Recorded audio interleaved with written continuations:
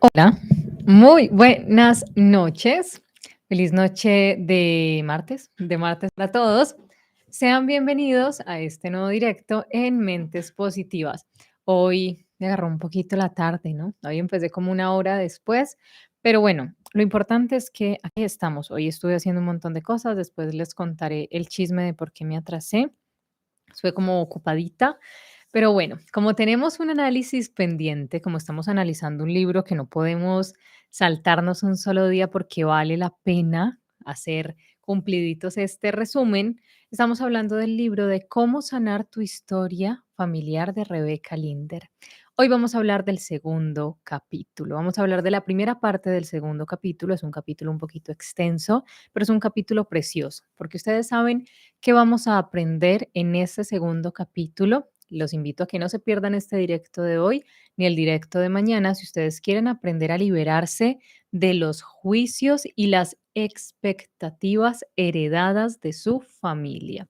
Si ustedes viven todavía con esos juicios que de pronto aprendieron de pequeños en su familia, de que no podían, de que tenían que hacer las cosas de determinada manera, si siguen frustrados o frustradas tratando de llenar las expectativas que sus familiares, que sus padres progenitores han puesto sobre ustedes. Más adelante también les voy a compartir al final del capítulo, al final del video de hoy, perdón, un ejemplo de cómo hasta en la escuela, como nuestros profesores, ya lo habíamos hablado anteriormente en Este dolor no es mío, cómo las figuras de autoridad tienen un poder muy grande o tienen un papel muy importante en la creación de las heridas.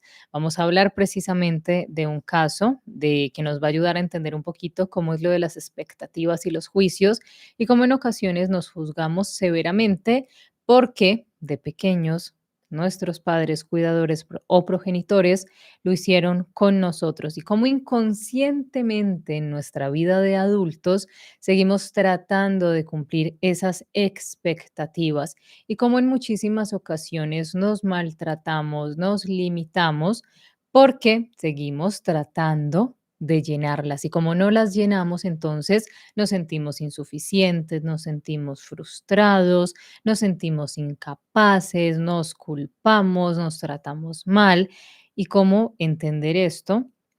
Cómo hacer conciencia y cómo al final del capítulo se nos dan algunos ejercicios de introspección para trabajar en nosotros, nosotros mismos, empezar a desprendernos de eso, empezar a liberarnos. La palabra que utiliza como tal el capítulo es superar, dejar atrás, liberar, soltar, avanzar sin esos juicios y esas expectativas que de pronto, quién sabe durante cuántos años de mi vida he seguido allí. Entonces los saludo, les doy la bienvenida, espero que se queden hasta el final de este directo, espero que me vayan contando acá en el chat cómo les va apareciendo las historias y lo que les voy a ir compartiendo y que por favor vayan dejando su me gusta para que este directo pueda llegar a muchas más personas y muchas más personas se nos unan aquí en Mentes Positivas. Empecemos entonces hablando de todas las creencias equivocadas que tenemos, ¿cierto? Ahorita, como les digo, vamos a hacer un poquito de un repaso sobre esas creencias. Hoy es la primera parte, mañana la segunda parte del capítulo, entonces prográmense, mañana sí me conecto más temprano, 8:30 hora Colombia, para que sigamos hablando de todo esto. Y mañana les estaba hoy redactando unos ejercicios que les voy a empezar a compartir desde mañana. Voy a ver si les dejo la misma portada para que ustedes de pronto no se me pierdan o les hago una lista de reproducción mejor con los ejercicios que nos sugiere el libro y también con los patrones del primer capítulo que debemos de identificar, que debemos de revisar en nosotros a ver si tenemos esas creencias de nuestra familia. ¿Listo? El mundo está lleno de creencias basadas en información equivocada. Las cosas no siempre son lo que parecen. Ya has identificado en el capítulo anterior, perdón, las tradiciones erróneas que pueden estar poniéndote freno. Ahora es el momento de descubrir cómo llegaron a ti esos hábitos. Empezarás a descubrir por qué crees las cosas que haces y aprenderás a superar el instinto de juzgar a las personas que no están de acuerdo contigo o a juzgarte demasiado severamente cuando no cumplas las expectativas de tu familia o de la sociedad. Tratamos a los demás como nos tratamos a nosotros mismos. El que ustedes ven que de pronto critica a los demás, que juzga, que está allí encima diciéndole a la gente es que no sirve para nada, es que no sabe hacer las cosas. En realidad, como tratamos a los demás es un indicador de nuestro diálogo interno en muchas ocasiones. En muchas ocasiones el que está ahí encima de las personas diciéndole que se comporte como ellos se comportan, que hagan las cosas como ellos las hacen, en realidad es una persona que su diálogo interno también puede ser muy dañino, también puede ser muy tóxico. También es una persona que así como le dice al otro que es un inútil, él en su interior también se siente y se trata como un inútil. Entonces, la importancia de identificar esas cosas, empezar a descubrir cómo llegaron a nosotros esos hábitos de tratarnos como nos tratamos, cómo llegaron a nosotros esos hábitos de acostumbrarnos a de pronto sobreexigirnos o a dudar de nuestras capacidades o a tratarnos a decir, digamos que vamos a hacer una cosa y las personas de afuera nos dicen, tú tienes las capacidades para hacerlo, yo creo en ti en que lo vas a hacer, pero esa vocecita interior que te dice tú no puedes, no lo intentes, ¿para qué vas a perder tu tiempo? Vamos a aprender en este segundo capítulo a identificar de dónde proviene esa vocecita, que esa vocecita muchísimas veces puede ser la voz de un adulto de nuestra niñez que sigue allí como murmurando y nosotros seguimos creyéndonos esa información. Entonces empecemos por lo más importante, vamos a empezar a mirar el pasado. Cuando te pongas a trabajar para superar las ganas de hacer juicios injustos, te resultará útil mirar las cosas que temes. Muchísimas veces nosotros no miramos las cosas que nos causan temor. El miedo nos causa miedo mirar nuestros miedos. Suena redundante, pero ustedes saben que es muy cierto. Muchísimas veces el solo hecho de empezar a escudriñar en nuestra historia, empezar a escudriñar en los juicios que hacemos. ¿Por qué yo siento que tengo el derecho a criticar a los demás? ¿Por qué hago juicios tan severos sobre mí? En ocasiones eso me causa temor. Tenemos la vieja confiable que es decir, yo soy así, toda la vida he sido así, en mi familia todos son así, pero en realidad este pensamiento y esta creencia es muy dañina para nuestro crecimiento personal. Al fin y al cabo, muchas percepciones se basan únicamente en el miedo. Es posible, por ejemplo, que el terror de la mujer congelada por las temperaturas gélidas le impidiese darse cuenta de la verdad, que no hacía tanto frío como creía. Acá, al inicio del capítulo, ella habla de una historia que cuenta mucho su esposo, que es una mujer, la historia de una mujer que murió congelada dentro de un tren, porque pensaba que afuera el clima estaba muy frío, entonces que adentro en el lugar donde estaba el clima estaba perfecto, cuando en realidad el clima de afuera era un clima cálido que donde hubiese salido, pues se hubiese salvado su vida, pero sus miedos le decían, sus condicionamientos le decían que no, que allí dentro del tren estaba muy bien y pues esa temperatura del tren pues terminó matándola. Que lo mismo ocurre en muchas ocasiones con las percepciones que tenemos de nosotros mismos, que a veces esas percepciones se basan en el miedo, que construimos una coraza con esos miedos, esas percepciones que dicen no puedo, no soy, no merezco, no soy capaz, eso no es para mí. Entonces no nos permitimos mirar lo que hay fuera de eso. Entonces con los años esa coraza se va volviendo mucho más grande. Todos tenemos miedos y como seres humanos desarrollamos naturalmente opiniones. Esas opiniones pueden ser justas o no sobre las cosas que tememos. Estas evaluaciones negativas pueden impedirnos ver con claridad algunas situaciones. Cuando nos enfrentamos a momentos difíciles, por ejemplo, tal vez nos preocupe que nuestras circunstancias sean el resultado de algo que está mal con nosotros. Eso suele ser el resultado de un trauma infantil. Nuestras reacciones a esos acontecimientos empiezan a tergiversar nuestras percepciones actuales, incluso si el incidente es muy antiguo. Permítame, yo bajo por acá un poquito esta luz. Y aunque nuestro ser adulto tal vez lo entienda de otro modo, el niño interior a menudo sospecha que tenemos que culparnos de las cosas que realmente no podemos controlar. Entonces, en muchas ocasiones, Nos preocupa pensar que nuestras circunstancias sean el resultado de algo que está mal en nosotros. Acá nos coloca ejemplos que dice que, bueno, el yo adulto lo puede percibir de una manera, puede simplemente decir que lo entiendo de otra manera y digo, bueno, son cosas que tienen que pasar, pero acá nos habla de la figura del niño interior y de cómo nuestro niño interior lo que puede hacer, lo que hace, perdón, es que empieza a sospechar y empieza a culparse. Entonces, por ejemplo, acá nos dice, empezamos a culparnos de cosas que no podemos controlar, como el divorcio, el abuso, los accidentes, la muerte o incluso los problemas financieros. Como muchos niños empiezan a culparse de la separación de sus padres, como empiezan a decir, claro, mis padres ya no están juntos porque algo debe de estar mal conmigo. Es que, por ejemplo, mi padre nos abandonó, mi madre nos abandonó, ella se fue porque es que no quería hacerse cargo de mí, porque es que yo soy un niño malo, es que mi papá o mi mamá tiene razón, o mi abuela o la persona que me cuida, cuando dice que es que ellos se separaron fue por mí. Si no elegimos apropiarnos de nuestra vida, estas angustias y las creencias que nos hemos formado al respecto pueden regir nuestro futuro. De este modo, una mirada al pasado puede ser muy útil para ordenar tus percepciones de la realidad. Si revisas tu historia familiar, podrás descubrir las desviaciones y juicios que te has formado, así como los miedos que lo originaron.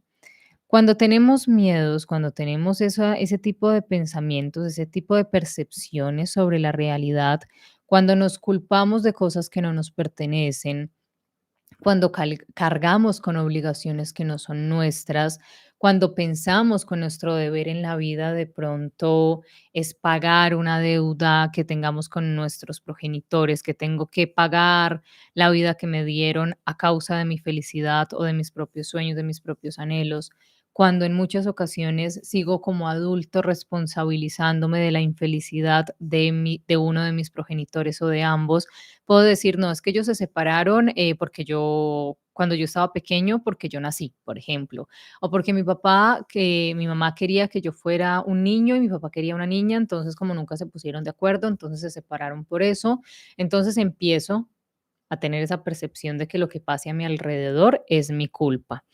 Pero digamos que como adultos nos acostumbramos a ese hecho y decimos, sí, tal vez es que yo soy la embarrada, yo soy la patada y todo lo que pasa, todo lo malo que pasa es culpa mía, pero es muy importante si queremos superar esos juicios que tenemos sobre nosotros mismos y esos temores, hacer algo que a la mayoría de personas no les gusta y es mirar hacia atrás, mirar el pasado, mirar su historia familiar, revisar la historia familiar. Muchas veces como adultos decimos, no, pues es que no hay nada que revisar, todo lo hicieron bien o simplemente yo no recuerdo nada. Puede ser que todos esos recuerdos que sean la raíz de lo que estás manifestando ahora, que sea la raíz del sufrimiento, simplemente los tengas ahí escondiditos en algún momento. Tu mente para protegerte escondió todo eso, pero resulta que esconderlo no fue suficiente porque pues te está afectando. Entonces, uno de los pasos primordiales e importantes para empezar a superar y dejar atrás esos juicios y esos temores es permitirnos revisar la historia familiar.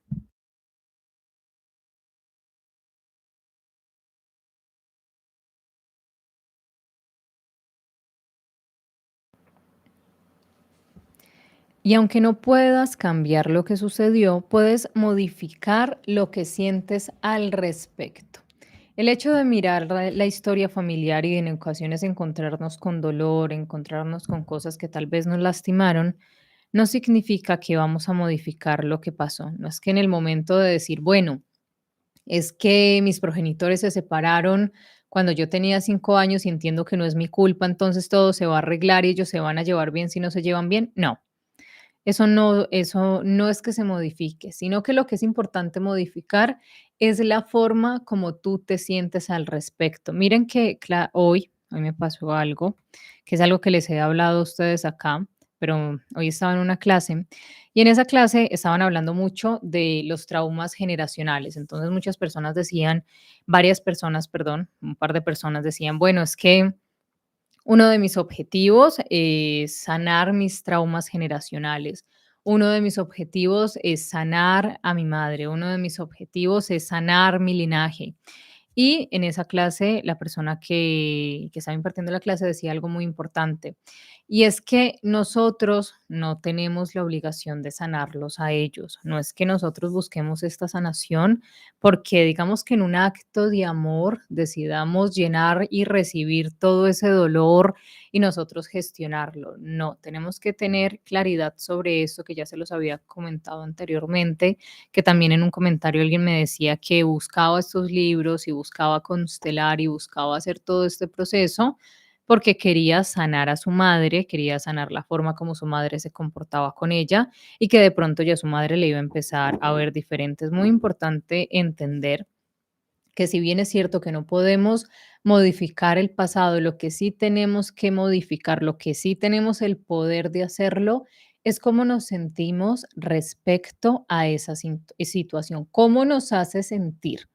Si esto me causa culpa, si esto me causa tristeza, si esto me causa un sentimiento de insuficiencia, pues al revisar mi historia familiar, al soltar y darme cuenta que no es mi responsabilidad, que yo no lo generé, que yo no era el responsable de esto, en ese momento empiezo a modificar la forma como me siento con eso. Por ejemplo, si me causa mucho dolor recordar cómo mi madre me rechazaba, si fue un niño o una niña que su madre rechazaba y todavía recuerdo eso y lloro, si sufrí de pronto abandono, humillación, herida de traición o herida de injusticia, y si al recordarlo en mi vida adulta todavía me causa alguna emoción, todavía me causa tristeza, me causa enojo, me causa un sentimiento de que todavía me deben algo, lo que se debe de mejorar con eso no es la relación con nuestros progenitores, no es que si, por ejemplo, mamá me rechazó y eso me causó una herida, voy entonces a decir que el hecho de que yo constele, el hecho de que yo sane, el hecho de que yo entienda, entonces ella se va a comportar diferente. No, lo que voy a modificar es la forma en la que yo me siento. Si, por ejemplo, yo me juzgaba muy severamente porque uno de mis progenitores me juzgaba horrible siempre desde que era un pequeño, me decía que yo no era suficiente, me decía que no iba a lograr nada y ya como adulto pues me sigue acá martillando, no voy a lograr nada, no soy suficiente, no sirvo para nada. Ya lo que pasa es que cuando trabajo, cuando gestiono correctamente esas emociones, cuando empiezo a desprenderlas de mí y a dejar de decir son mías, es que el que no servía para nada y me decía que no servía para nada era mi progenitor. Es que no soy yo el que creía y vivía su vida en base o de acuerdo, perdón, con esos pensamientos era mi progenitor, no era yo. Entonces empiezo a modificar la forma como me siento, ya puedo recordar el hecho como tal sin que me cause una emoción. Ya no me va a causar dolor, ya no me va a causar rabia, ya no me va a causar resentimiento, ya no me va a causar un sentimiento de que me deben algo, sino que simplemente voy a ser consciente, voy a decir, ok, esto no era mío. Este progenitor que me gritaba, que me maltrataba, que me rechazaba, pues se gritaba, se maltrataba y se rechazaba a sí mismo y conmigo simplemente siguió haciendo algo y eso le pertenece es al otro. Esto no me pertenece a mí, tal como lo dice el libro que lleva ese nombre, este dolor no es mío. Esta herida no era mía, esta herida le pertenecía a esta persona, esa persona fue quien originó esa herida, entonces simplemente me la paso a mí y cuando yo la sano en mí, ya en el tema de constelaciones, sí se puede sanar hacia adelante, se puede sanar hacia atrás y se puede eliminar de otra manera. Y lo que es más importante, puedes cambiar el rumbo del futuro para ti y para los que vengan después de ti. Las percepciones erróneas, la ansiedad y las opiniones críticas, como creer que no eras una buena madre si tu casa no está siempre inmaculada, o que fulanito, menganito no han triunfado tanto porque nunca fueron a la universidad ni se esforzaron tanto como tú, se forman por varias razones. La causa principal tal vez sean las expectativas que tienes sobre ti y las que te han transmitido los miembros de tu familia. Entonces, ¿en qué me afectan esas expectativas que me han transmitido los miembros de mi familia? Hacen que yo me sienta en el derecho de juzgar a las otras personas. Hacen que me sienta en el derecho de decir, esa es una mala mujer, ese es un mal hombre, ese es un inútil, ese es alguien que no va a lograr nada en la vida, ese es un perezoso, ese es alguien, esa persona nunca va a ser exitosa, todo lo que haga le va a salir mal. ¿Por qué? Porque hay unas expectativas que pesan sobre mí, que mis progenitores, que mis familiares pusieron cuando yo era muy pequeño y no tenía el poder para decidir a cuestas sobre mí, ¿cierto? Entonces, esas expectativas que yo no cumplo, porque nunca voy a cumplirlas, porque no son mías. Cuando uno crea sus propias expectativas, cuando uno sabe quién es, ahorita, bueno, creo que se los comparto mañana. Hoy me dejaron un ejercicio muy bonito. Ay, está temblando. Espérenme un segundito. Tembló y sigue temblando. Donde yo vivo en Colombia, no suele temblar mucho, yo vivo en una zona muy montañosa, qué pena acá el paréntesis, sino que acá cuando va a temblar, de lejos se empieza a escuchar como un ruidito. Y como que escuché el ruidito, pero no presté atención y la mesa se movió. Fue fuerte ese temblor. Bueno, continuemos porque me asusté por un momento. Bueno, entonces, ¿cómo les parece? Estábamos hablando de las expectativas, ¿cierto? Cuando tenemos esas expectativas sobre nosotros, esas expectativas que no nos pertenecen, lo que ocurre es que nosotros nos sentimos con el derecho de culpar a los demás, de juzgar a los demás, de decirle a los demás, mira, ese nunca va a lograr nada porque yo tengo esas expectativas que no me pertenecen. Son expectativas que nunca voy a llenar. Ya me acordé, me había ido por allá. Con todo y temblor me alejé. Esas expectativas no me pertenecen a mí, son las expectativas que tenían mis padres sobre ellos, son sus frustraciones. Muchísimas veces nuestros progenitores lo que hacen es que depositan sus frustraciones sobre nosotros. Por ejemplo, como la mamá que quería ser bailarina y como no lo logró, entonces tiene una niña, tiene una hija, entonces empieza a meter a esa niña cuanta clase de baile ve para que cumpla ese deseo ahí, digamos que ella dejó ahí como frustrado. Entonces tenemos al papá que viene de un linaje de médicos, todos han sido médicos, pero resulta que tiene un hijo o tiene varios hijos y sus hijos pues no quieren hacer eso, no es su sueño, pero ellos como no quieren defraudar a sus padres, como no quieren que se sientan decepcionados de ellos, pues ellos lo que hacen es que, ok, terminan haciendo todo lo que pueden para cumplir con las expectativas del otro, así su felicidad sea la que pague el precio. Ahora vamos a hablar de la evaluación de tus expectativas. Vamos a evaluar esas expectativas. Existen muchas creencias diversas en nuestras familias que influyen en nuestra vida, en nuestro mundo o en nuestra sensación de valía, así como en la capacidad de dar y recibir amor en nuestras relaciones. Algunas personas creen que es bueno ser simpático, mientras que otras enseñan que es mejor ser reservado o callado. Algunas piensan que la única forma de vivir es coexistir con la familia durante toda la vida. Otras opinan que no es normal vivir con los familiares. Distintos grupos tal vez defiendan que es mejor ser negro que blanco, o cristiano que judío, o europeo que americano. Uno de mis cuentos infantiles favoritos es Si al menos tuviese una nariz verde, de Max Lucado. En este cuento, la comunidad cree que hay que seguir la última moda para adaptarse y ser querido. Aunque la moda dicte que tener una nariz verde es estupendo, de hecho, la expectativa principal de los miembros de este grupo es seguir a los demás. Si vivieses allí y no tuvieses una nariz verde, obviamente no encajarías. Y todos sabemos qué le ocurre a nuestra sensación de valía cuando no encajamos bien con el resto de la gente. En realidad, cualquier creencia dominante, independientemente de que dicte amabilidad o de que tu nariz sea verde, influye en la imagen que tenemos de nosotros y en nuestra capacidad de amar. Entonces, las expectativas que tenemos muchísimas veces, lo que tratamos de llenar con esas expectativas, lo que buscamos, perdón, es aceptación, que el grupo me acepte, que los demás me acepten. Llámese ese grupo familia, llámese ese grupo amigos, llámese ese grupo compañeros de trabajo. Entonces, acá nos cuenta una historia de un cuento donde ella habla de un cuento de, bueno, si todos tuvieran una nariz verde, digamos que fuera normal, que todos tuvieran una nariz verde, y si tú no la tienes, entonces a ti te van a rechazar. Eso me recuerda un poquito una película que a mí me gustaba mucho de niña, todavía me gusta mucho, que es la película del Grinch. Quienes sí han visto el Grinch entienden que siempre lo hemos visto como, bueno, el amargado de la Navidad, pero uno sabe que la película tiene un trasfondo. Uno entiende que en realidad, como desde pequeño no aceptaron lo diferente que era, se sintió rechazado, pues claro, digamos que se alejó de todos para él ser felizmente amargado, pero en realidad la culpa no era del Grinch, la culpa era de los habitantes de ese pueblito que me olvida cómo se llamaban, el problema eran ellos, el problema no lo tenía el Grinch. Entonces, muchísimas veces pasa eso en los grupos familiares.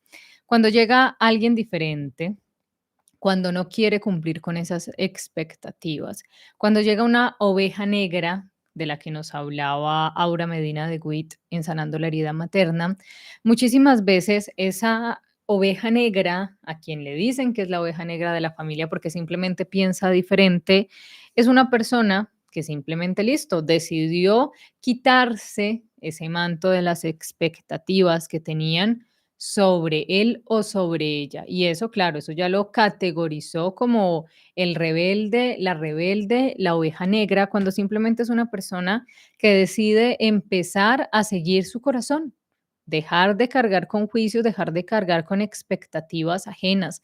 Y es muy importante entender eso, porque cuando uno de los tantos pasos, porque yo creo que los que me han acompañado en todos estos libros que hemos hablado sobre sanación, los que me han acompañado desde Este dolor no es mío, que fue la primera vez que tocamos de una manera directa el tema de la sanación desde los libros, entenderán que, bueno, hay muchos pasos, ¿no? Hay muchos pasos para sanar estas heridas, pero uno de los tantos pasos, no, digamos, bueno, de este libro, uno de los pasos fundamentales de este libro, es empezar a desprendernos de las expectativas ajenas, es empezar a desprendernos de pronto de esas deudas que pensamos que tenemos con nuestros progenitores, es empezar a vivir nuestra vida de acuerdo a nuestros deseos, a nuestros sueños y a nuestros anhelos. Porque muchísimas veces cuando nos respondemos quién soy, para dónde voy, qué es lo que me limita, qué es lo que quiero, cómo me proyecto a unos años, nos vamos a encontrar que tengo los mismos miedos que vi, que aprendí o que me inculcaron mis progenitores. Entonces me voy a dar cuenta que es que, digamos, que mi mamá era una persona que no le gustaban los cambios, que era pésima para los cambios. Y resulta que a mí no me gustan. Así me ofrezcan el trabajo de los sueños, algo que todo el mundo desearía, voy a tener duda y voy a decir, no, y si mejor estoy acá, es mejor pájaro en mano que 100 volando, es que yo que me voy a arriesgar, qué tal que de pronto el trabajo sea, digamos, en otra ciudad y me ofrezcan todo, una oportunidad de crecimiento, pero qué tal que se aburran de mí al menos acá tengo un poquito, pero de granito en granito, entonces voy armando que todo de una vez, es que de pronto si consigo mucho, pues qué van a pensar de mí, y entonces empiezan las limitaciones de mi mamá si todavía la tengo ahí a decirme, no, usted cómo se va a ir, cómo va a estar lejos, qué va a pensar la familia, que de pronto usted se olvidó de nosotros y un montón de cosas más, un montón de creencias que cuando uno revisa dice, venga, pero es que esto no es mío, venga, esta creencia y este miedo a mí no me pertenece. Esta cosa de que yo no puedo, de que yo no soy capaz, esto no es mío, esto de quién es. Miren que hoy, casualmente, les voy a contar otra historia que me contaron hoy.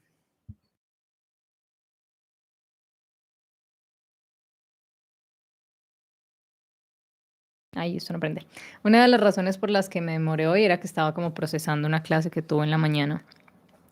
Y ahí nos contaban algo. Nos contaba el profesor que él tenía como una conferencia, ¿cierto? Tenía una conferencia como en el mes de diciembre. Entonces era un retiro, ¿cierto? Era un retiro.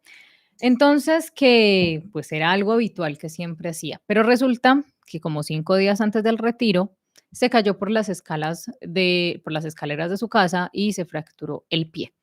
Entonces, que fue una fractura horrible. Entonces, que bueno, como él trabaja con biodescodificación, él estaba como buscando qué era lo que estaba pasando allí. Y se dio cuenta que se fracturó, o sea, el pie que se fracturó fue el pie izquierdo. Recuerden que aprendimos que el lado derecho pertenece a mamá, el lado derecho, perdón, pertenece a papá, el lado izquierdo pertenece a mamá. Entonces él decía, esto tiene que ver algo con mi madre. ¿Qué es? ¿Qué es? Y que buscando, yendo al médico, tratando de evitar como la cirugía que tenía que hacerse para reconstruirse como tal el pie porque se lo partió en 6 partes. Él se puso a indagar y decir, bueno, de este miedo, ¿qué es lo que me pasa? Y resulta que a ese retiro casualmente su madre iba a asistir. Era la primera vez que su madre asistía a uno de sus retiros y los nervios que tenía de dejar de hablarle a su madre y no verla como su madre, sino verla como una persona ya como si fuera, digamos, un paciente más, poder hablarle sin ese miedo de que es mamá, que va a decir mamá si yo no le digo lo que quiere escuchar, tratando de evitar ese encuentro con mamá, tratando de evitar algo que no era ni una confrontación, porque simplemente ella iba a asistir como una persona más, pues, ¿qué hace? Ya hablamos de cómo en ocasiones, eso nos lo dice mucho Lois Hay en Usted puede sanar su vida, que en muchísimas ocasiones utilizamos la enfermedad para evitar cosas que queremos hacer. Y que él con eso, inconscientemente, que esa no era su intención, pues tenía miedo, pues no quería hacerlo, no sabía cómo enfrentarse a ese miedo, que era ver a su mamá como una persona más del común, como una persona más que estaba asistiendo a su retiro, pues se cayó. Y que se forzó a ir al retiro, lo hizo en muletas, en silla de ruedas y la recuperación fue súper rápida y le fue súper bien. Entonces, muchísimas veces lo que pasa eso, esa imagen que tenemos de nosotros viene de los miedos, las limitaciones y las expectativas de nuestros progenitores. Entonces es muy importante cuando nos encontremos ante un miedo, cuando nos encontremos diciéndonos, no, diciéndonos, perdón, es que eso no es para mí, es que si las cosas salen mal, es que para qué lo voy a intentar. Siéntense un momento, tomen una hoja en blanco y escriban arriba la emoción y abajo, o sea, por ejemplo, si tengo miedo a lo nuevo, tengo miedo a que algo salga mal, tengo miedo a asumir retos, como sea. Escriban el miedo en una hoja en blanco arriba y después en signo de interrogación escriban esto a quién le pertenece. Quédense un rato observando la pregunta. No piensen en nada más, tengan lejos el celular que no los distraiga, estén en un lugar tranquilitos, tómense 5 minutos para hacer eso y empiecen a escribir todo lo que se les venga a la mente sin juzgar. ¿A quién le pertenece este miedo a los cambios? ¿Cuándo fue la primera vez que experimenté esto? Empiecen a escribir lo que se les venga a la mente, no lo juzguen, no empiecen a decir, no, es que como resulta que es que me doy cuenta que es que mi abuelo, hoy leía, hoy que estaba respondiendo comentarios en la tarde, leía un comentario, uno de los tantos comentarios me pareció muy bonito porque es uno de los pasos más importantes para la sanación, que es reconocer. Alguien hablaba de que siempre se sentía muy frustrado en todos sus proyectos, que sentía que le iba muy mal, que sentía que el dinero le huía, que siempre se autosaboteaba. Entonces dice, me di cuenta revisando mi historia familiar, que es que mi bisabuelo, imagínense lo atrás que se fue, es que mi bisabuelo siempre decía que ser pobre era una manera de honrar a Dios, que Dios nos iba a recibir en el cielo y nos iba a amar más si éramos pobres, que entonces si llegábamos a tener más, Dios no nos iba a abrir las puertas del cielo. Y venga, es que resulta que mi abuelo, mi papá, mi mamá, digamos que digo uno de mis padres, perdón, mis tíos, mis tías, todo el mundo ha seguido ese patrón y por eso es que yo no progreso. Y entonces decía, lo reconocí, ¿esto de dónde viene? Venga, el que le tenía miedo al éxito, ¿quién era? Ah, resulta que el que le tenía miedo al éxito, entonces yo le tengo miedo al éxito, ¿cierto? ¿Quién era conocido para mí que le tuviera miedo al éxito de mi familia? Ah, listo, mi mamá.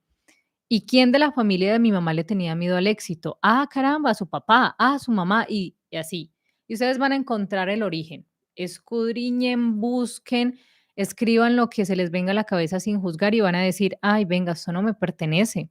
Y cuando ustedes empiezan a decir, esto no es mío, esto no me pertenece, empiezan a trabajarlo, porque empiezan a dejar de honrar las limitaciones ajenas. Muchísimas veces honramos a nuestros ancestros, a nuestros antepasados de una manera incorrecta. Hay que honrarlos desde el amor. ¿Saben? La mejor manera no me acuerdo dónde leí esto, ni quién me lo dijo, pero bueno, la mejor manera de honrar a nuestros antepasados es sacando nuestra mejor versión. Esa es la mejor manera de honrarlos. Ustedes no deben de honrar a sus padres, a sus abuelos, a sus seres amados, teniéndolo, arrastrando las limitaciones de ellos. Ustedes no deben de honrarlos sacrificándose. No, la mejor manera de ustedes honrar a sus antepasados es siendo su mejor versión. Simple y sencillamente eso, luchando por sus sueños, haciendo lo que ustedes desean hacer. ¿Quieren honrar a sus ancestros?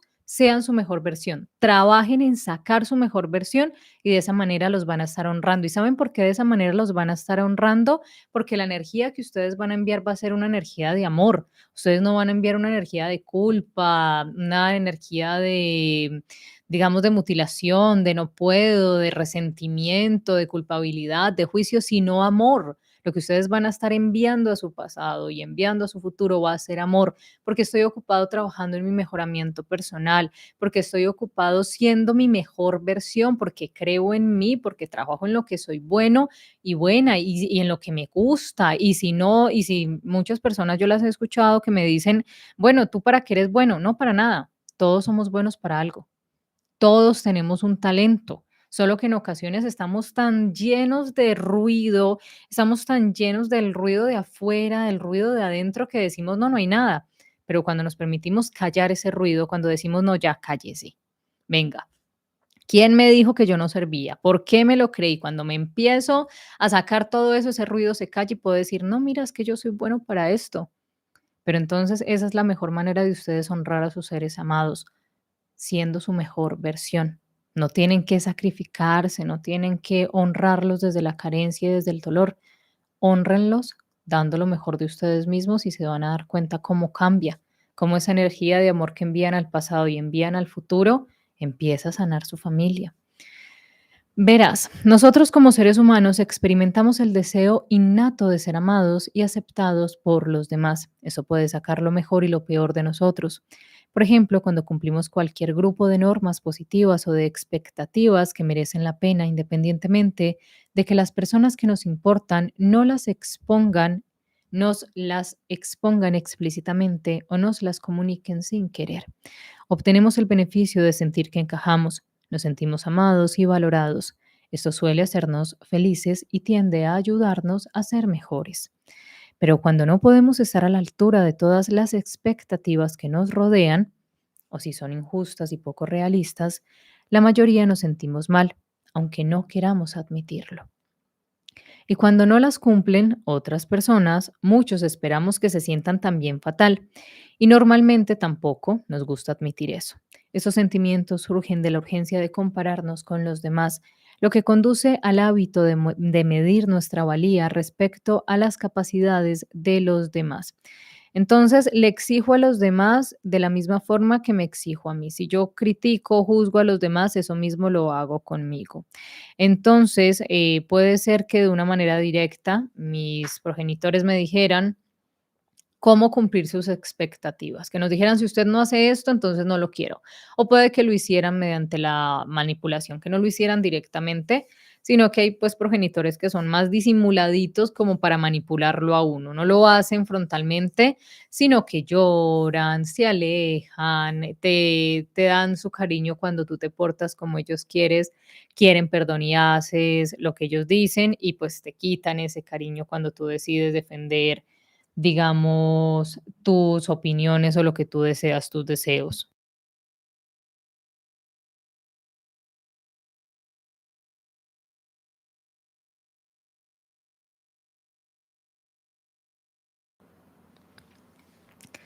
El orgullo se desarrolla en breve, pues no queremos ver que no podemos ser y hacer todo lo que se espera de nosotros. En vez de descubrir nuestras limitaciones, fingimos gestionarlo todo cuando en realidad estamos lejos de controlarlo todo. No obstante, permanecemos atrapados en un ciclo de críticas y juicios, de murmuraciones, pensamientos y comentarios negativos sobre las personas que no comparten nuestros valores y opiniones, evitando la mugre que los demás nos lanzan a nuestro camino. Calumniar a los demás no solo nos separa de las personas que no son como nosotros, sino que también hace mucho daño. Transforma a familias felices y por tanto a sociedades en personas demasiado atrapadas en un ciclo de castigo para centrarse en amar y en aceptarse a sí mismas y a las demás.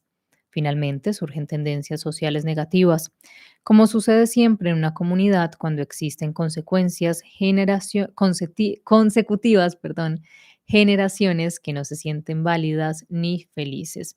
Cuando las expectativas y las creencias enseñan a la gente a odiar en vez de amar, surge el conflicto y empieza la guerra. Cuando las expectativas y las creencias enseñan a la gente a odiar en vez de amar, surge el conflicto y comienza la guerra. Cuando en nuestro hogar nos llenaron de expectativas que debíamos de cumplir, nos decían que habíamos venido a completar lo que la familia le hacía falta.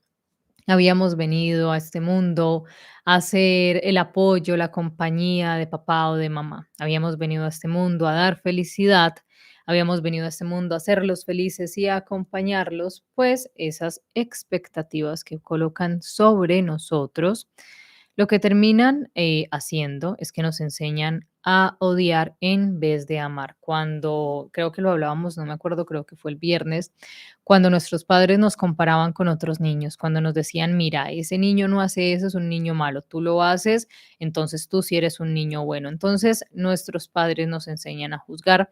Algo que me enseñaron a mí cuando era pequeña, cuando estaba en primaria, que pues lo enseñaban pero no lo aplicaban, era que muchísimas veces, y bueno, uno lo fue aprendiendo ya en su vida adulta, que los insultos de los niños o los comportamientos de los niños venían de lo que provenían, perdón, de lo que venían en casa. Que el niño bully, que el niño agresivo, el niño peleonero, el niño rebelde, en realidad vivía en un ambiente conflictivo. En realidad, ese niño que llegaba al salón a molestarnos a todos, a gritar, a tratar de violentarnos, ese niño que era insoportable, que era grosero, que era mordelón, que tiraba cosas y que nos mechoneaba a todos, era un niño que estaba en un ambiente de violencia. Lastimosamente, para mi tiempo, y creo que todavía actualmente sigue siendo muy triste, los profesores, muchos profesores, no voy a generalizar, muchos maestros aún no tienen la formación para manejar esto. Muchas escuelas alrededor del mundo no se preocupan por la salud mental de los niños y cómo esos niños que de pronto tienen ciertos comportamientos están a gritos pidiendo ayuda, sino que como eso es lo que ven como normal, es lo que han visto, lo único que conocen, pues simplemente lo normalizan, simplemente lo interiorizan y ya cuando están con otros niños, con otras personas, lo sacan al exterior de una manera que puede ser pataleta, puede ser un comportamiento inadecuado, pero obviamente pues eso es un campo de estudio bastante grande, pero que es importante tener en cuenta. La manera como juzgamos a los demás, eso fue algo que nos enseñaron, lo aprendimos de nuestros padres. Entonces, si por ejemplo somos, bueno, digamos, no voy a poner ese ejemplo para que no me enojen. Digamos, veamos a la vecina chismosa. En casi cada lugar hay una vecina chismosa. Yo me salvo de eso, gracias a Dios, porque vivo muy lejos. Vivo en un lugar donde no hay casi gente, pero en cada, no sé, condominio, barrio, esquina, cuadra, como se llame, hay una vecina chismosa. Esa señora que no duerme, corre la ventana, sabe quién sale, con quién sale, a qué horas entra, a qué horas se acuesta, qué es lo que merca, a qué hora le llevaron el gas y todo eso. Esa señora chismosa, cuando usted revisa atrás y mira, venga, ¿será que la mamá de esa señora chismosa era una persona que estaba concentrada en su vida? Oh, sorpresa, resulta que es que la mamá también era chismosa. Y mire más para atrás. Ah, resulta que entonces creció en un ambiente donde criticar a los demás, donde ver cómo se comportaban los demás, donde pensar que uno es un faro de moralidad era algo normal. Entonces la niña creció viendo eso, creció escuchando a mamá decir, ay, esa seguro tiene amante, esa es la amante de esta, este hijo no es de este. Entonces lo aprendió. Entonces juzga a los demás como aprendió a hacerlo en su hogar. ¿Qué pasa cuando toda una familia se valora poco? Sus miembros son muy ácidos, sarcásticos y sentenciosos con los demás, tanto dentro como fuera del grupo. Irónicamente, las personas atrapadas en el ciclo de hablar mal de los demás tal vez sean conscientes de sus insuficiencias a nivel subconsciente, pero están demasiado atrapadas en sus acciones para poder reconocer sus efectos. En vez de retroceder un paso y utilizar la amabilidad para resolver sus problemas, tal vez compensen sus debilidades proyectando una imagen de poder y autoridad. Sus miedos suelen estar encerrados en lo más profundo de su ser, pues se niegan a reconocer que se confundan en algo o que necesiten cambiar algo, y probablemente se hayan hecho expertos en el juego de la condena. No temen únicamente sus deficiencias, también temen el cambio. Multiplica estos momentos de temor por el número de miembros de una familia. Ahora acá viene lo importante. Multiplica estos momentos de temor por el número de miembros de una familia o de una comunidad de familias, y esa es la cantidad de energía que te puedes encontrar al abrir la puerta del armario de miedos de tu familia. Cuando miramos hacia atrás, cuando revisamos la historia familiar, cuando nos permitimos decir, bueno, eso es un comportamiento que proviene de este familiar, esto es algo aprendido acá, multiplica esos momentos donde se juzgan, donde se señalan, donde se esconden los miedos, donde se niegan las necesidades de cambiar algo, donde no se recibe el cambio con buenos ojos. Entonces, multiplique eso por todos los miembros de la familia. E imagínese la cantidad de energía que se puede encontrar al abrir la puerta del armario de los miedos de su familia.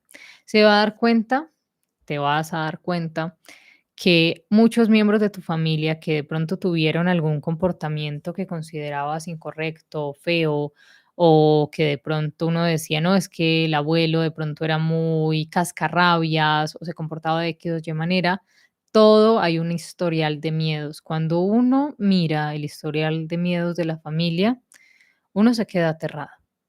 Quienes han hecho constelaciones, quienes de pronto han preguntado alguna vez por sus familias en registros akáshicos, me entenderán un poquito. Explorar la historia familiar es algo que, si bien es cierto que puede ser un poco doloroso, también es muy revelador.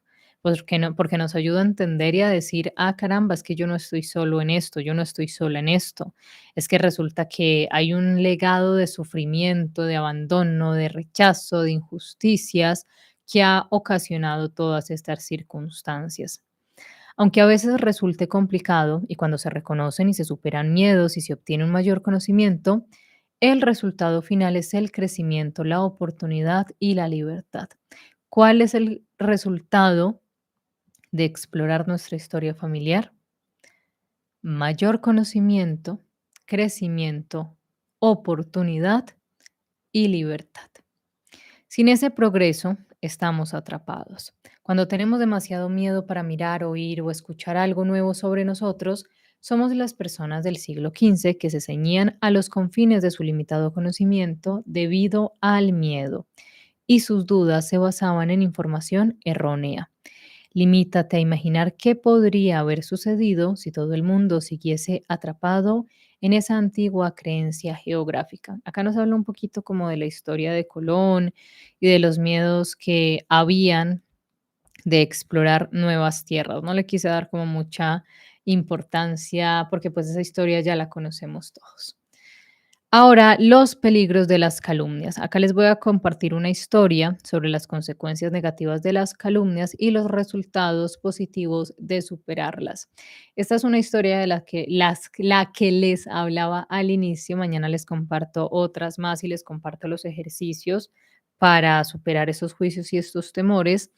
Para ejemplificar, para entrar como en contexto de, ah, caramba, es que a mí también me pasó eso, lo bueno de estas historias, y a mí por eso me gusta compartirles algunas de los que los libros nos dan, es que nos ayuda en ocasiones a identificarnos, es decir, no, es que casi todos pasamos por una maestra que hizo esto, por un maestro que me hizo esto.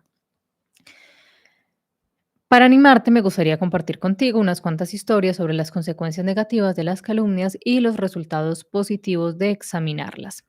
Ceñirse a las normas. La historia de Jane y la señorita Jones. Mi querida amiga Jane me contó una experiencia que tuvo cuando tenía 11 años y que le causó un dolor emocional hasta bien entrados los 30.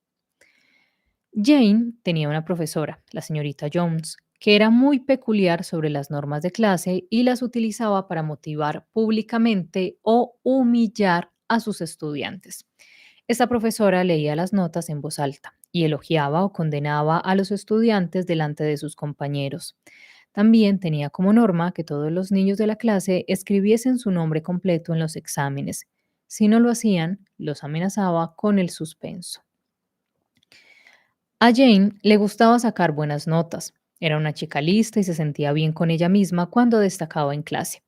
También se sentía segura y cómoda con las normas y había sido educada en una familia en la que la obediencia era muy importante. Pero estas dos personas se chocaron de frente cuando las expectativas de la señorita Jones se cruzaron con las necesidades de mi amiga y su deseo de destacar en la escuela. Jane estudió mucho para un examen que iba a tener, pues quería sacar una nota perfecta. Cogió su examen con seguridad y lo entregó creyendo no tener ningún fallo. Como estaba tan emocionada ante su presumible éxito, se lo entregó a la señorita Jones sin escribir su apellido completo. Simplemente escribió su nombre y su primera inicial. Inocentemente había roto las normas de la clase. Al día siguiente, cuando Jane esperaba expectante el anuncio de su sobresaliente a toda la clase, recibió una horrible sorpresa al escuchar a la profesora anunciando su suspenso. La señorita Jones probablemente no se dio cuenta en su momento, pero acababa de dejarla hundida en el barro. Jane me dijo, me esforcé mucho por reprimir las lágrimas para que nadie me viese. Me sentí despreciable y humillada delante de mis compañeros. Me había preparado mucho para el examen y mi recompensa había quedado borrada por no haber puesto mi nombre completo. Solo me había confundido en dos preguntas. Habría conseguido un sobresaliente.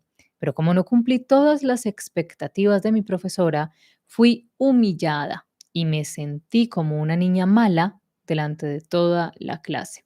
Ahora yo les pregunto, les voy a terminar de leer la historia y les cuento una historia personal. Ustedes saben que yo ahí como que voy enlazando. Ustedes, si tienen de pronto algún recuerdo, me encantaría que me contaran en los comentarios o si quieren al correo, si tienen algún recuerdo de algo de su edad escolar que los haya marcado.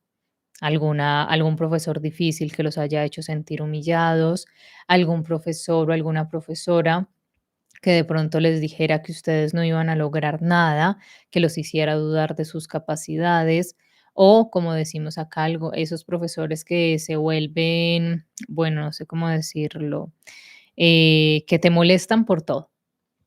La madre de Jane se enfadó al enterarse de lo sucedido y acudió a la escuela inmediatamente para emitir una queja. El director se implicó, pero la señorita Jones gestionó el problema defendiendo su política. Se sintió atacada y respondió defendiendo su posición. Peleando una profesora a un adulto, defendiendo su posición frente a un niño, defendiendo como normal ridiculizar a una niña. Lamentablemente, ese intento de ayudar solo originó más estrés.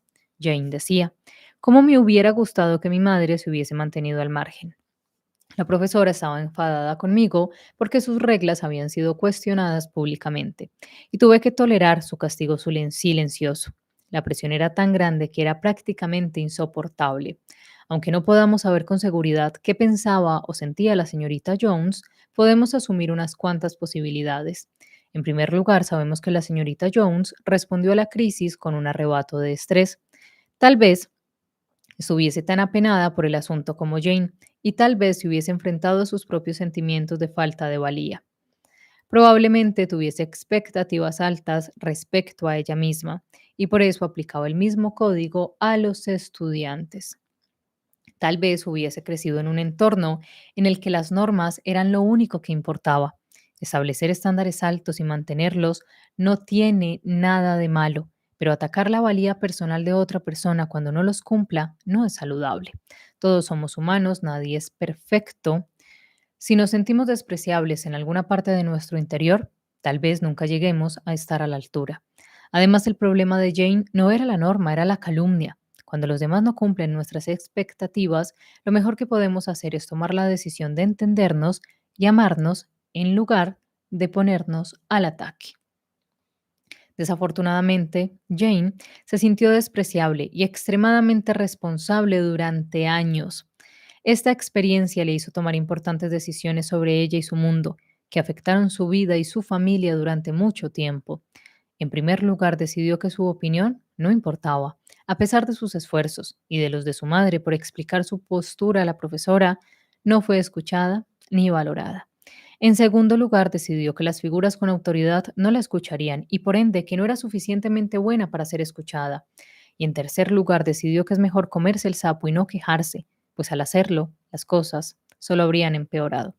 Algo que para muchas personas, que para muchas profesoras, muchos docentes, no voy a generalizar obviamente, es algo normal. No pasar un estudiante fue algo que ya, pero no sabemos cómo estamos tratando con niños y con adolescentes, eso cómo los marca. Al adulto puede decir son mis reglas y de malas, pero muchísimas veces lo que hacemos es que sacamos nuestras frustraciones con los demás. Debido a estas decisiones, Jane se pasó la vida temiendo los conflictos, intentando hacerlo todo bien, llena de miedo a no ser suficientemente válida para ser escuchada. Si no hubiese cambiado, le habría enseñado esto a sus hijos y con el tiempo el patrón de respuesta se habría convertido en un patrón familiar disfuncional. Esta historia es lamentable tanto para Jane como para la señorita Jones. Las expectativas de la profesora no se cumplieron, pero en vez de saltarse la norma y preocuparse de lo realmente importante, eligió calumniar a una alumna. Al no saber hacerlo mejor, Jane lo aceptó. Es probable que ambas se sintieran estresadas, apenadas y despreciables por la situación. Mi amiga solo era una niña, lo que la hacía vulnerable a la actitud y opinión de su profesora, así que esa situación resultó particularmente perjudicial. Me encanta ver que están escribiendo acá sus historias, entonces les voy a contar una que yo recuerdo, una personal, y ya voy a leer las de ustedes. Sigan mandándome las que ya las leo.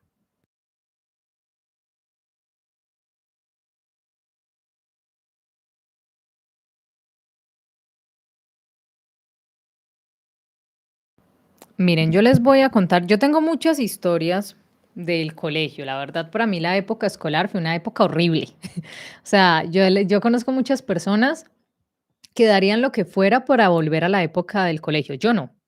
O sea, ni aunque me dieran todo el dinero del mundo, no volvería a esa época. O sea, no. Esa época para mí fue horrible. O sea, no, no hay recuerdos buenos.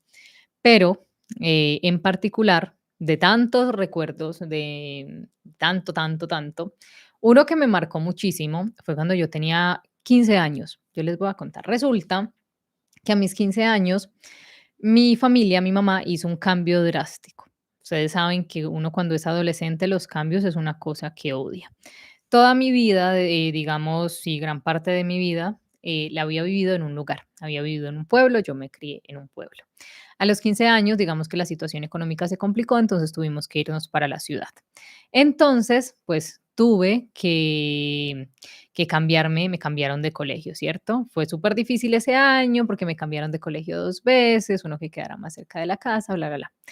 Pero resulta que, pues, aparte de que era una situación difícil por el cambio de colegio, todos los amigos de la infancia se habían quedado en el pueblo, en el otro colegio, no me iba a poder graduar con ellos y ya me faltaban 2 años, no iba a salir, pues, de secundaria con mis amigos con los que estaba desde que era, pues, una niñita. Sumémosle a eso, pues, un cambio cultural es muy difícil de quienes han crecido, pues, en pueblos a la ciudad saben que es algo muy difícil. También una situación económica bastante complicada para ese momento. Entonces, yo recuerdo, vean, hay muchos, a mí me preguntan por ciertos, profesores de algo y yo no me acuerdo, pero el nombre de ese profesor está marcado. Lo perdoné con los años, yo lo perdoné, pero igual les voy a contar el trauma. Resulta que, el uniforme de ese colegio nuevo era un uniforme verde. En el colegio donde yo había estudiado toda la vida, el uniforme también era verde.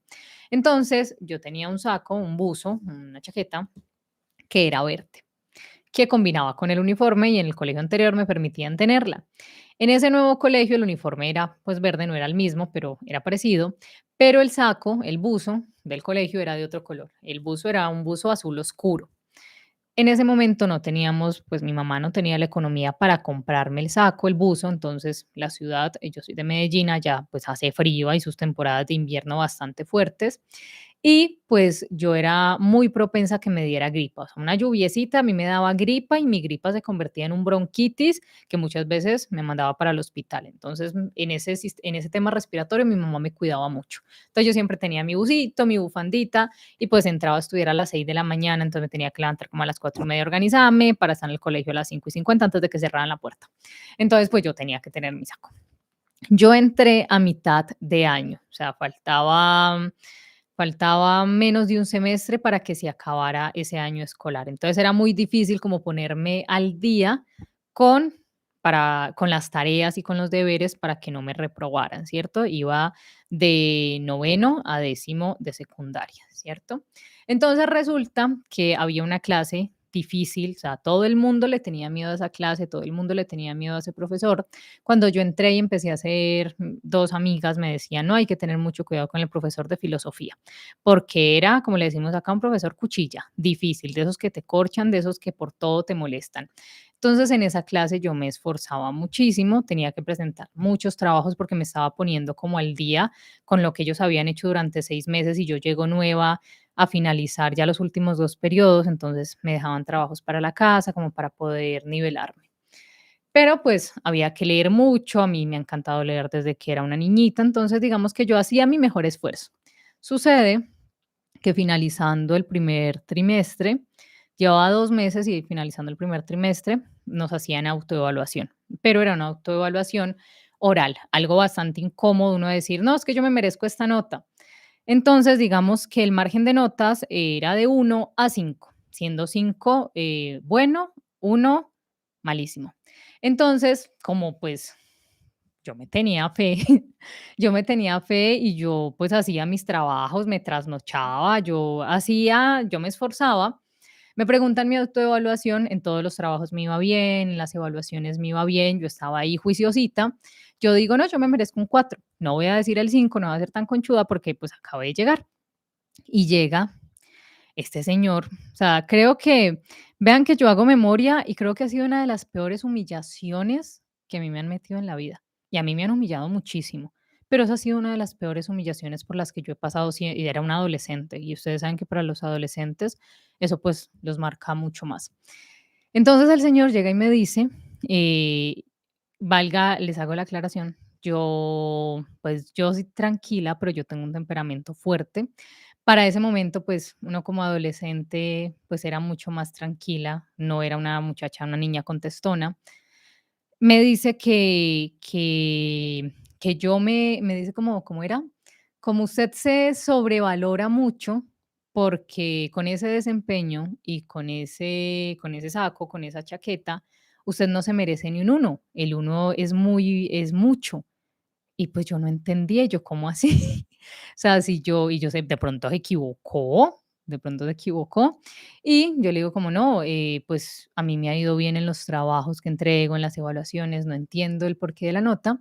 Y me dice delante de un salón como de 30 y algo adolescentes, que apenas llevaba como 2 meses conociendo, que mi desempeño de pronto académico se podía rescatar, pero que mi presentación personal era fatal, que cómo se me ocurría que iba a tener ese saco verde, ese buzo, que dañaba la imagen de la institución, teniendo en cuenta que era un lugar donde las personas iban con una chaqueta de cualquier color, porque era lo que había, era un lugar, era una escuelita pues humilde. Y pues yo le explico decentemente como, pues es que eso es lo único que tengo, o sea, yo me paro y le digo, pues yo lo veo injusto, pues esto es lo único que tengo. En realidad estamos pasando por una situación difícil, yo no le voy a decir a todo el mundo pues que en la casa no hay plata y pues para que no me vaya a dar gripa porque es que llueve y todo.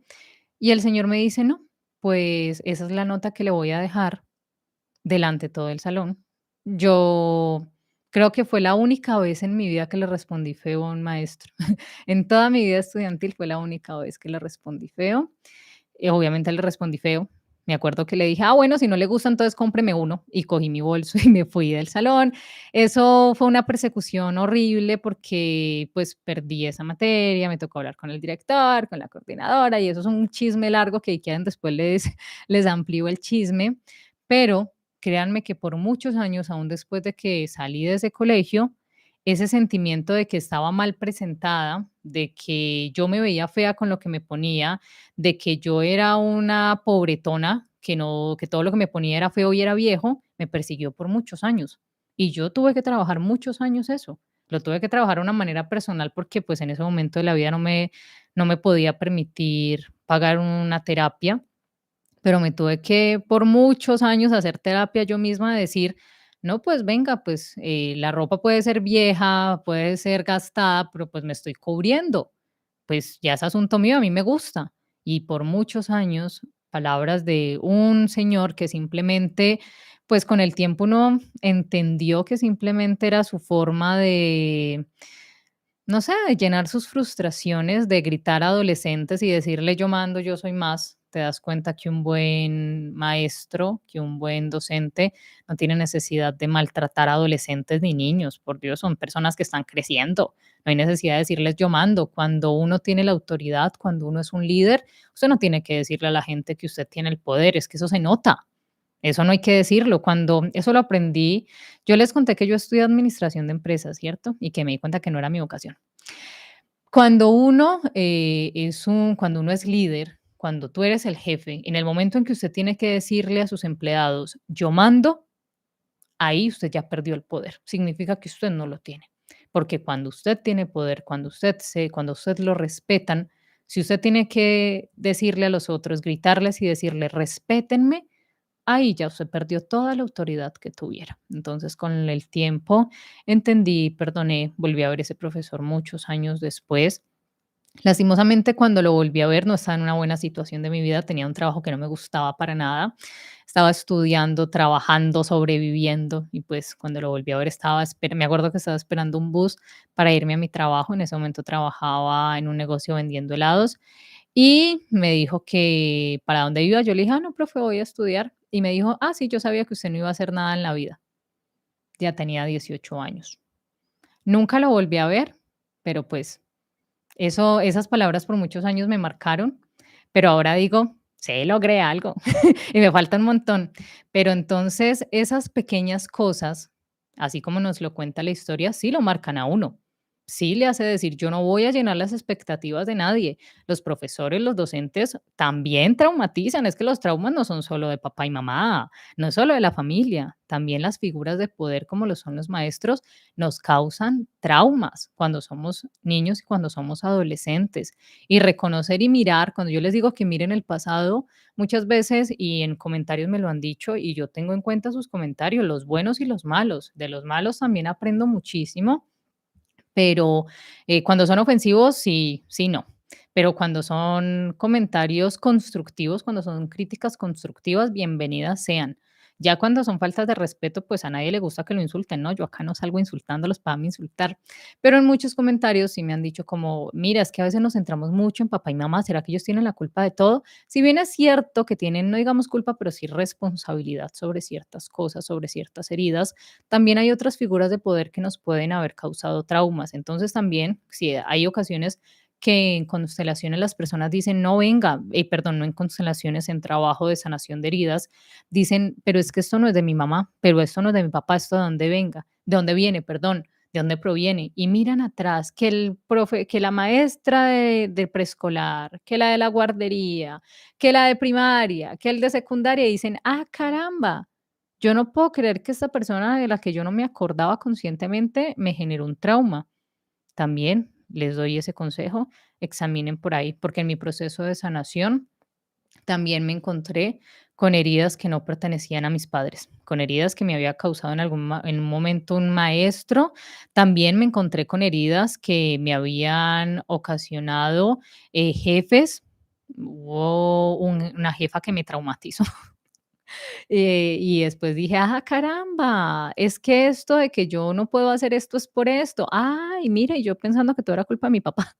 Entonces, también los invito a mirar el pasado para eso, para ver que de pronto dónde es que está, eso puede provenir de pronto de figuras de poder que también nos causan traumas, también nos generan heridas y eso es importante trabajarlo. Ahora sí, voy a leer por acá para cerrar las historias que ustedes me contaron. Igual a quienes vean el video después, los invito a que me las compartan en comentarios y si les da pena, compártanmelas al correo. Yolanda Lucero Leonor, muy buenas noches. Sara, Amanda, Alicia, Betty, hola, muy buenas noches. Joana, bueno que estés por acá. Shirley, Carlos, María Guadalupe, hola. Fabi, Ivonne, Cecilia, Litsi, Cristina, muy buenas noches. Vamos a leer la historia de Litsi. A mí una maestra en la secundaria me decía que yo no servía para nada, me hacía comentarios negativos respecto a mi cuerpo. Por años me hundí. Hoy en día soy contador y perdí 35 kilos.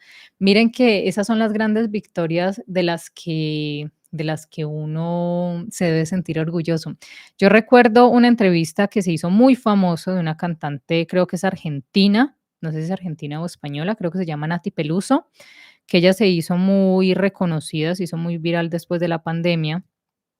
Y había, no me acuerdo, creo que fue en un programa español donde la entrevistaban y ella hablaba de que siendo una niña muy pequeña, había estado en clases de ballet. Entonces que como que no, le decían que no la aceptaban, que porque ella era como una niña grandota, ella era una niña pues más grande, más alta que las demás, entonces que la profesora le decía que ella nunca iba a lograr nada y que no podía hacer nada porque ella era una niña gorda. Entonces ella fue algo que se hizo muy viral y que decía, muéstrame qué cámara me está enfocando, la gorda está triunfando.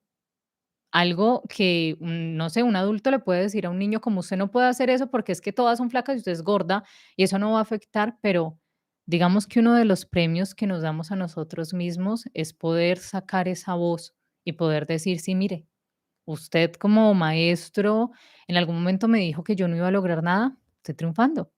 Esta es mi idea del éxito, lo que sea mi idea del éxito, lo estoy logrando". Entonces, Litzy, te felicito porque el triunfo es para ti. El premio es para ti y qué maravilla cuando uno calla esas voces de las limitaciones ajenas. Ivonne, una profesora me decía que yo era la Judas del salón porque no hacía todo lo que ella decía. Una tía fue y habló con la profesora, le dijo que yo la quería mucho y cambió la actitud nuevamente. ¡Wow! Bien pacífica tu tía, qué chévere. Yo recuerdo con una profesora, yo tenía una profesora de matemáticas en octavo de secundaria bastante, todavía recuerdo el nombre, llamaba, ahora que me acuerdo, les voy a contar una historia rara y que apenas vengo a caer en cuenta. Esa profesora de matemáticas que era horrible, se llama igual le puse el nombre a una de mis perritas. Apenas vengo a caer en cuenta, aunque en realidad no era por la profesora, fue una profesora horrible, o sea, era horrible, era una persona horrible como tal. Y me acuerdo que hubo un inconveniente con un muchacho que sí era como un poquito ruidoso en el salón, pero era buen estudiante. Y la señora no lo dejaba entrar a clase, lo reprobó, el papá fue y habló con ella, y la señora trató mal al papá, hasta que un día fue la mamá, y yo nunca voy a olvidar eso, porque yo como era de la mitad de la lista y me sentaban en la mitad. Y recuerdo que la señora le dijo a la profesora que por favor saliera y ella le respondió feo que estaba en clase y la señora como que le dijo, yo soy la mamá de fulanito, vengo a hablar esto, y ella le dijo, no, pues espéreme al descanso, no, es que estoy acá. Entonces ya salió, no todos son como la familia de Ivonne. La profesora salió y la señora empezó como a explicarle que no le parecía justo, que cómo el muchacho se le iba a tirar al año porque ella no estaba de acuerdo, ta, ta, ta. Y la profesora le empezó a alzar la voz como a la mamá, así como nos alzaba la voz a nosotros. Y eso se armó una pelea porque esa señora cogió a esa profesora del pelo y eso, tas, tas, tas. Y después de eso, a nosotros nos cambiaron la profesora de matemáticas porque ella se fue por un tiempo, pero después de eso contaban las malas lenguas que había cambiado, que ya no era tan fastidiosa. Entonces, qué bueno, obviamente no le estoy diciendo que eso esté bien, no vayan a mechonear profesoras, pero qué bueno, Ivonne, que tu tía te haya ayudado con eso. Odili, muy buenas noches. Yulisbeth, hola. María, me pasó en la universidad y apenas estaba empezando, un profesor se acercó y al ver que no pasé un examen me citó fuera de clases y me dijo que reconsiderara si estaba bien la carrera que era para mí. Ush, qué feo eso. Claudia, muy buenas noches. Silvia, Marcos, buenas noches. ¿Qué opinas sobre las autoexpectativas que son muy buenas, pero no son necesarias realistas en todos los niveles? Muy buenas noches, Marcos. Qué bueno que estés por acá. Esas autoexpectativas que son muy buenas, pero no necesarias o realistas, tienen muchísimo que ver con expectativas que escuchamos de nuestras figuras de poder, de nuestros progenitores o de las figuras de poder. Porque si bien es cierto que uno tiene que colocarse metas, a veces hay personas que se colocan metas que saben que no van a lograr. Entonces dicen, yo voy a ser presidente de los Estados Unidos en un año. Y si bien es cierto que podemos lograr todo lo que nos propongamos, todo requiere un trabajo, todo requiere un tiempo y una disciplina. Entonces también es muy buen consejo. Hay un libro de Brian Tracy que lo explica muy bien, si lo crees, lo creas, cómo es importante al momento de colocarnos metas, aterrizar esas metas. O sea, ser consciente de esas metas, aterrizarlas y decir, esto voy a hacer corto, mediano, largo plazo y esto voy a hacer para alcanzarlas. Pero es algo que pasa mucho, pero que también, como les digo, es mirar de dónde proviene eso. Generalmente es algo que escuchamos, que nos enseñaron o algo que aprendimos.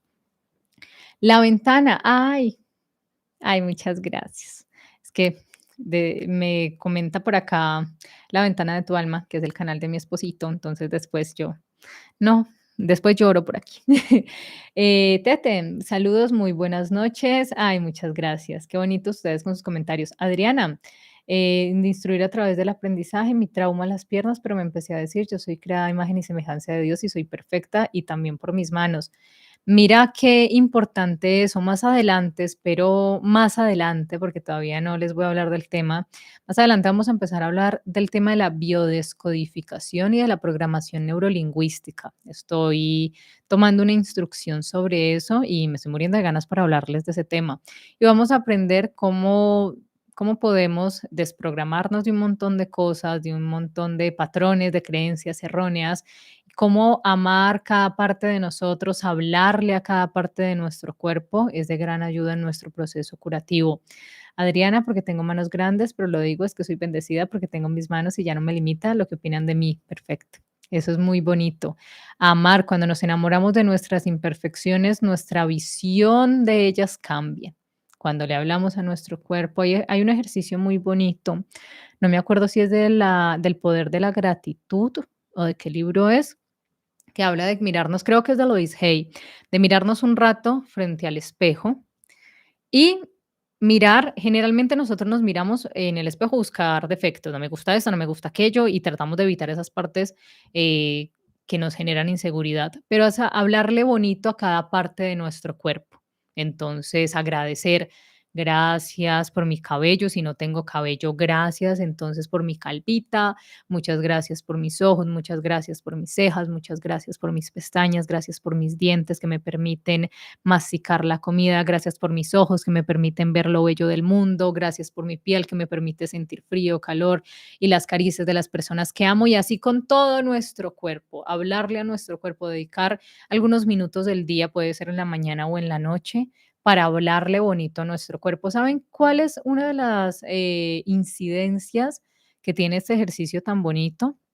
Que si, por ejemplo, tenemos dolores muy constantes sobre algo, digamos, nos da todos los días un dolor de cabeza, cosas como crónicas, cuando le hablamos bonito a nuestro cuerpo, cuando le agradecemos por su funcionamiento, esos dolores empiezan a disminuir. Digamos que nuestro cuerpo empieza a tratarnos mejor. Más adelante vamos a hablar a profundidad de eso, de cómo funcionan nuestro cuerpo y eso, y me van a entender un poquito lo de la programación neurolingüística y por qué las palabras bonitas que nos decimos a nosotros afectan tanto. Pero tómense el tiempo de hacer el ejercicio y van a ver, tomen 5 minuticos para repasar y cuando lleguen a su imperfección, en lugar de evitarla, algo su imperfección no, perdón, porque no existen las imperfecciones. Cuando lleguen a esa parte de ustedes que no les guste, lo que sea, las manos, los pies, la nariz, las orejas, lo que sea, en lugar de ocultarla o de criticarla, agradezcanle y díganle lo bella que es. Que no me gustan mis manos, gracias, son hermosas, me encanta su color, me encanta su forma, gracias. Empiecen a agradecer y a darle cumplidos a esa parte de su cuerpo que no les gusta y van a ver cómo empiezan a cambiar esa imagen. Dejan de enfocarse en lo negativo, porque enfocarse en lo negativo es lo que atrae tantos problemas y es lo que nos enferma, lo que nos hace no querernos y un montón de cosas más. Cecilia, mi profesora de inglés de toda la vida, siempre fue muy violenta y con ira. Hoy en día soy profe de inglés y me costó mucho el duelo ese de perdonar.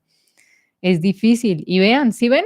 ¿Sí ven? Y muchas gracias de verdad por tomarse el tiempo de contarme sus historias. Es muy valioso para mí, se los agradezco de todo corazón, porque muchas personas piensan que están solas en esto, dicen: "No, yo soy el único que de pronto la única", o eso es algo que pasa solo en los libros, ¿no? Muchas personas también pasaron por eso, por padres violentos, por profesores violentos, y también eso generó en ellos un impacto. Entenderlo, reconocerlo, es muy importante para uno decir: "Venga, es que yo no estoy sola, o yo no estoy solo en este proceso".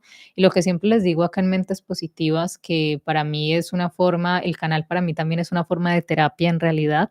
Ese canal para mí, aparte de que, pues, a ustedes les tengo mucho aprecio, los quiero mucho, ustedes son muy lindos conmigo, también es una forma de terapia, es una forma donde yo hago terapia, es una forma donde yo voy sacando muchas cosas, compartiendo y conociendo muchas personas y dándome cuenta de eso, de que no estamos solos en este proceso de sanación, no se sientan solos en ese proceso. Muchas personas también están heridas, muchas personas también están perdidas, muchas personas también están tocando puertas desesperadas a ver qué puerta los alivia. Entonces, la idea con Mentes Positivas, como no les digo que, y por eso ese nombre me gusta tanto, y por eso les puse la imagen del árbol, porque en realidad todos somos eso, todos nos vamos conectando.